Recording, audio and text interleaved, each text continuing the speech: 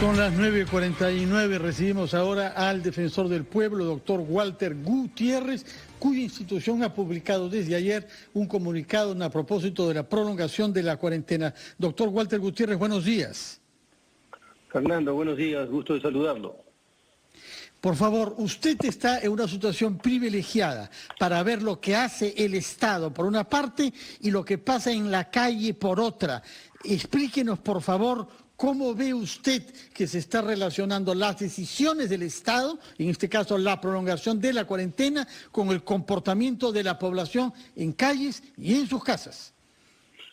Fernando, permítame primero, por favor, unos segundos para hacer una precisión, porque he visto que algunos medios han levantado el comunicado de la Defensoría, pero solamente han tomado una parte. Nosotros hemos dicho que la cuarentena es una medida absolutamente necesaria, pero esta medida debe ser entendida como una regla general de cumplimiento obligatorio, autoimpuesta o impuesta por la propia sociedad. Y a continuación hemos señalado que el gobierno, conforme lo anunció, conforme lo planificó, debe ir flexibilizando las restricciones de una manera prudente, atendiendo a un conjunto de criterios. Y además hemos dicho que valoramos mucho el esfuerzo que ha hecho el gobierno y la sociedad para poder hacer frente a esta pandemia. Muy bien, a su pregunta concreta, Fernando, miren, han pasado 55 días y el país, la sociedad, el Perú no tiene condiciones para un confinamiento tan largo. Entendemos la decisión, hay que respaldarla, pero tenemos que empezar a planificar, organizar y ejecutar un proceso de desconfinamiento ya. Por lo siguiente, en el Perú existen cerca de 6 millones de personas que antes de la cuarentena ya estaban en condición de pobreza, más de 6 millones. En estos 60 días, muchos, miles, cientos de miles han cruzado nuevamente la línea de la pobreza. Tenemos más de 3 millones de personas que no tienen agua y cerca de, tengo la cifra exacta para decirle, tenemos 8 millones de personas que no tienen servicio de desagüe y 7 millones no cuentan con agua potable. Los otros 3 millones que le hice referencia tienen agua, pero no es agua potable. El agua es un condicionante de la salud.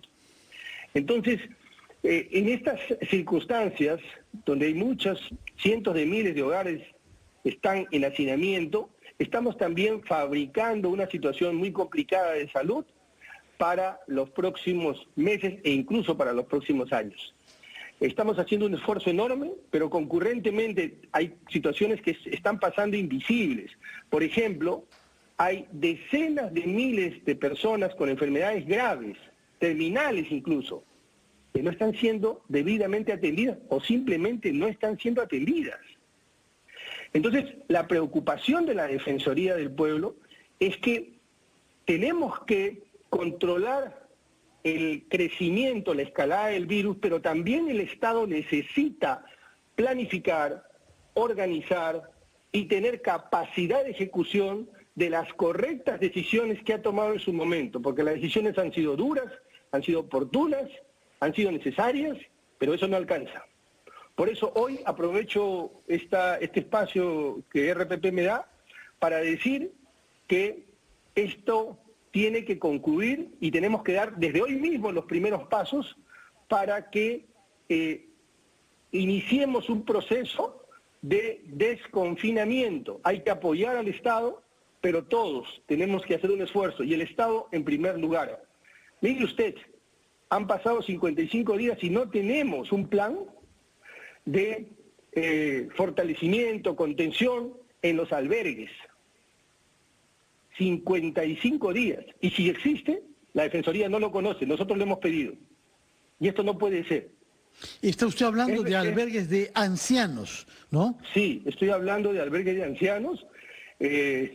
Y ayer al presidente se le preguntó, se le dijo que no había desaparecido no habían desaparecido las agresiones, la violencia contra las mujeres, la violación, las agresiones sexuales, eso no había desaparecido. Y ayer en la respuesta, la representante del Ministerio de la Mujer no dijo algo que debió decir. Los CEN no están funcionando. Los centros de emergencia mujer no están funcionando.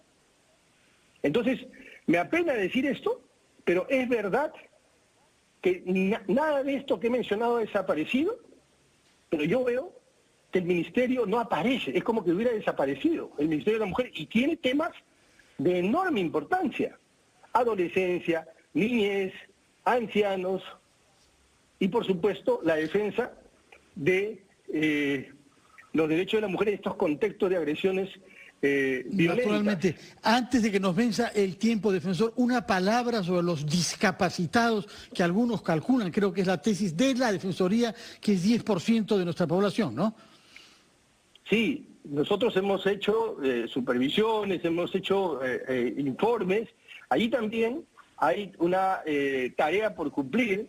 Nosotros hemos visto que nuevamente el Estado está concentrando sus fuerzas en todo lo que tiene que ver con la contención de la pandemia. Está muy bien y hay que respaldarlo. Hemos sido los primeros en respaldarlos, el Estado, pero veo que otros ámbitos están siendo dejados como en paréntesis. No voy a decir dejado de lado porque estoy seguro que existe la sensibilidad y el compromiso, pero no podemos permitir que esta situación continúe, Fernando.